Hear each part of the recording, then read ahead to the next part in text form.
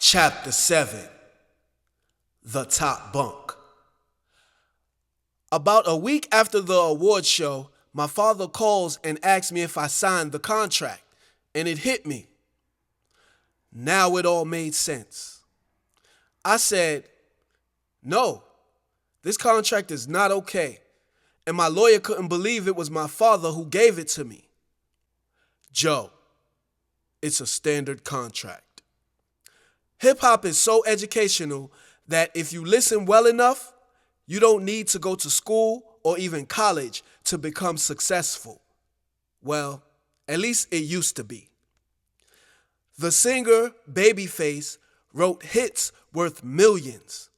Master P owned his label. Diddy owned Bad Boy. Rick Rubin and Russell Simmons, the Eazy-E and Dr. Dre beef, Rockefeller Records, Jermaine Dupri, even my dad claims he got ripped off. I did the knowledge surgically and paid my dues by the age of 23. I told my dad I wanted a percentage of the label. I had a fleet of talent and a pack of hungry wolves I could bring into the fold. My father laughed as if I'd just told a joke, but I knew my worth, even if he didn't. He hung up, and it was the last I'd heard about it from him. Simultaneously, I was abruptly kicked out on the street by Satani. She'd been telling me, Big Bishme, and my father that she wasn't getting money from any of us, while collecting money from all of us. I confronted Big Bishme, and he said he was about to confront me, but stayed out of it because I'm Satani's brother. He admitted he'd just given Satani $300 for an abortion and later found out she was lying about being pregnant. My father confronted me about not chipping in, and I showed proof she was getting money from me. I even showed him where she ran up a $900 phone bill talking to Dionne Warwick and her psychic friends. Satani was getting free childcare, Con Edison, WIC, food stamps, no job, and had Section 8. She felt I'd brought an end to her money triangle, punched me in the middle of my face, and threw everything I owned out into the hallway. I stayed at my cousin and his girl's crib, sleeping on the couch, but I wasn't recording anymore, so I had extra time on my hands. I started chilling more with Jada P, mostly indoors with some girls or something, because as convicted drug felons, we'd be arrested simply for being in each other's presence in public. It was cool hanging out, but I just didn't want a bunch of girls. I wanted one.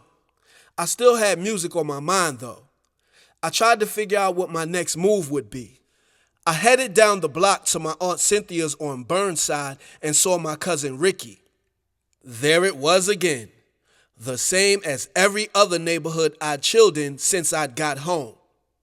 Only this time, it was one of my very own relatives.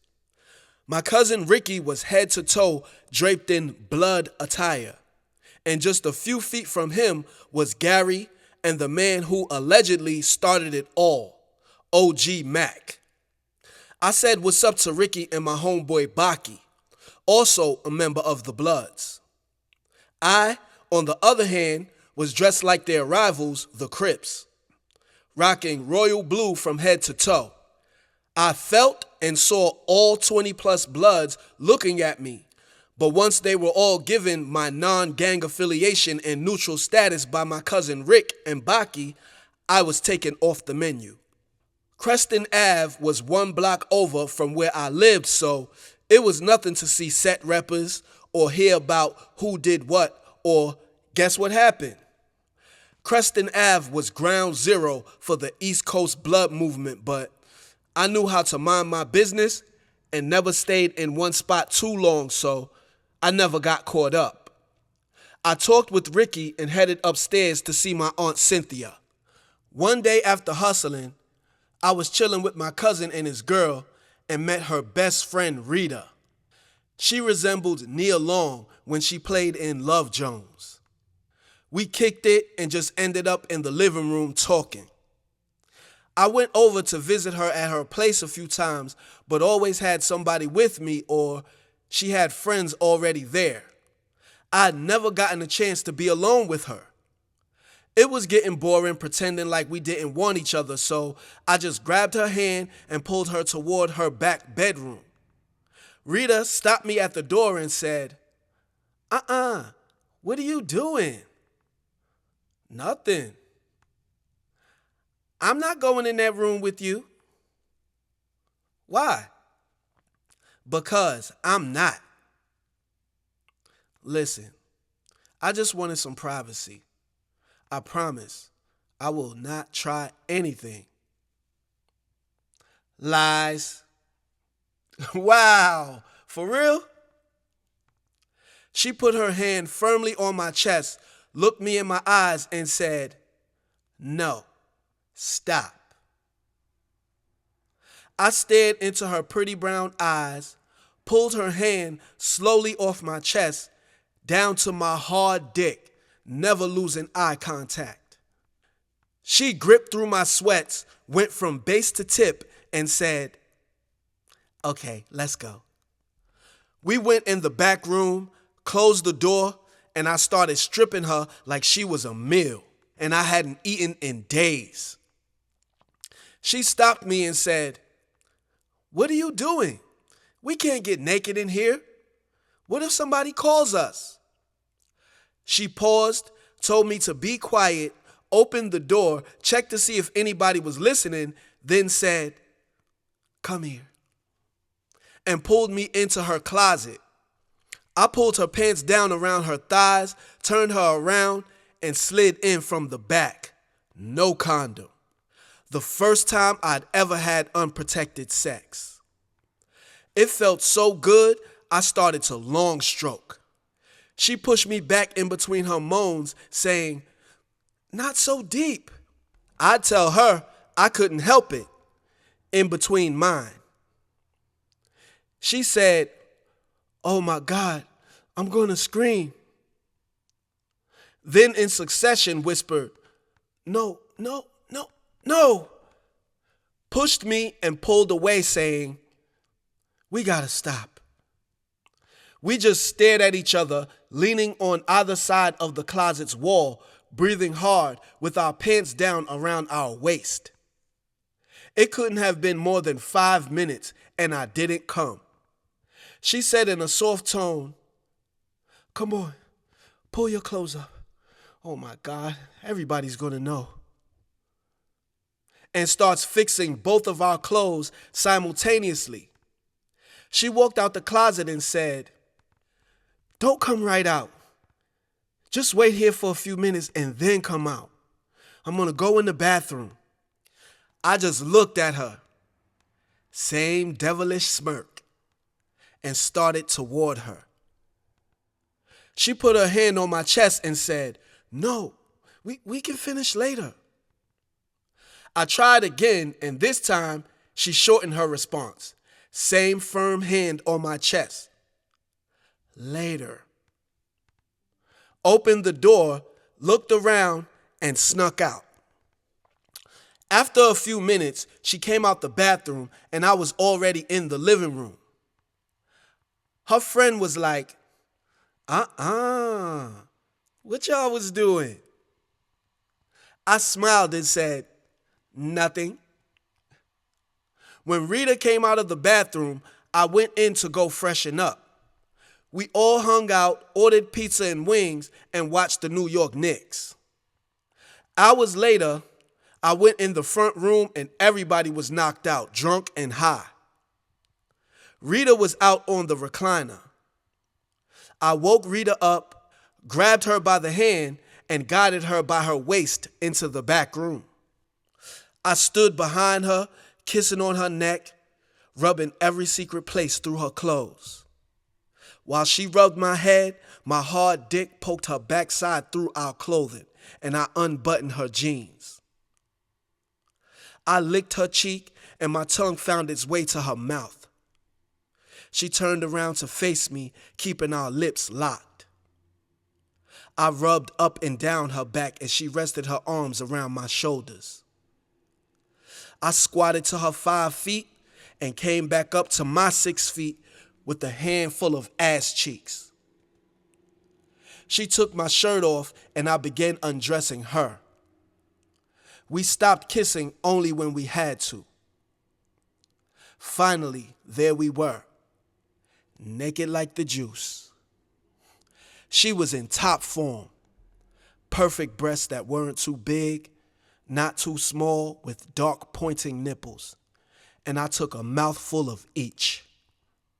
I laid her down, kissed her lips, found her already moist dripping slice, and slid in slowly. It was the best I'd had thus far. We went on and on, non-stop, in, out, kissing, licking, panting, and sweating. I wanted to switch positions, but we were constricted by the space the bottom bunk allowed, so we got up and went to the top bunk. It was like we never stopped. We'd been fucking for at least 2 hours before we fell asleep in our own puddle, too exhausted to clean up. We woke up all throughout the night to go at it again and again. The weekend was approaching. I woke up the next day and Rita was still sleeping. I hit the block. I hadn't seen or spoken to my dad or Saitani in about a year, but he reached out and told me he was now DJing at the Chris Rock show and invited me to come down. I was excited about going to the show. It was usually the only way I got to spend time with my dad, so it wasn't too surprising that would be the next time I got to see him. Either way, I couldn't wait to see him and to show him my beautiful new girlfriend. We got to the show. I told the security who I was, and they let me right in, laughing, telling me, "Damn, your face was ID enough. You ain't even need to pull out that license." Once I'd passed my road test, I loved flashing my license. The show hadn't started and the seats were still all empty, so I got to see Chris Rock practicing his jokes on stage. Chris Rock by this time was a larger-than-life superstar, but if I hadn't seen him on TV and knew who he was, I couldn't tell. It was like he wasn't impressed by his own celebrity. He interacted with everyone and was super cool. He looked at me and said, "I know this guy somehow related to Flash," and went down a list with his arm on my shoulder. "Who are you, a brother?" I laughed, saying, "No." "Uncle? Cousin that wants to borrow some money?" I laughed and said, "Nah, that's my pops." He said, "Oh, man, how many kids Flash got?" I said, 6. He said, "Cool, man. So you gonna be a DJ like your dad?" Then somebody called him before I could answer, and he had to go. As he was leaving, I said, "A rapper." He asked what my rap name was, and I said, J Flow. He poked his lips out, nodded up and down, repeated J Flow to himself, and he was gone. I took Rita with me to my dad's dressing room, but he was standing in the hallway surrounded by staff. He spotted me and put his finger up, signaling me to give him a minute. When he was done, he ran over to me excited, giving me a big hug, then looked at Rita, looked her up and down, put his arm around her, and walked off while me and a few of his people followed a few steps behind. I don't know what he was saying to Rita, but she was smiling and laughing. I didn't like it, and it made me uncomfortable. I played it off like I wasn't bothered. My father did something similar when I was in my early teens, introducing him to a girl I liked, who also liked me, named Kenyetta. It gave me the same feeling back then that it gave me at that moment. He spoke to me a little bit, then told me he had a job opportunity for me. He said he'd pay me $1,000, and I said, cool, what is it? He said we'd talk more after the show, but we should get seated because it was about to start. Soon as he said that, the rapper, Mystical, walked up to him and told him how it was an honor to meet him. Mystical's song, Shake Your Ass, was the hottest song on the radio at the time. My dad shook his hand and said, same here. Then introduced me. Mystical shook my hand and said, what's up? My dad rushed me and Rita off to our seats, and Mystical told me to come to his dressing room after the show so we could take a flick. I was hyped like, hell yeah, definitely, and walked from the backstage area to our seats. I looked to the left, and these huge breasts and a spaghetti-strap dress caught my attention. I looked up at the face, and it just so happened she was staring at me. Rita elbows me softly and asked me if I knew her. I said, no, that's the girl from the movie Love Jones. It was Lisa Nicole Carson. Rita looked again and said, yeah, that is her. Well, why was she staring at you like that? I said, I don't know, and led her to our seats. The show was awesome. My dad introed, Chris Rock joked, his guests spoke, and Mystical performed. Mystical's dancers had on tight, shiny gold catsuits, and they were very healthy looking. He killed it, and so did his dancers. The crowd was all in. After the show, I found my dad and asked him what he was doing after the show. He invited us to come to a club he was DJing in Lower Manhattan called Bentley's. I said, cool, and looked back smiling at Rita, but she had a grimace, and her arms were folded. This had been the first time I'd brought a girl to anything like this. What she didn't understand was I've never been starstruck. Martin Luther King wasn't a mythical figure. He was a man who made choices. We're all just human beings. I learned that early.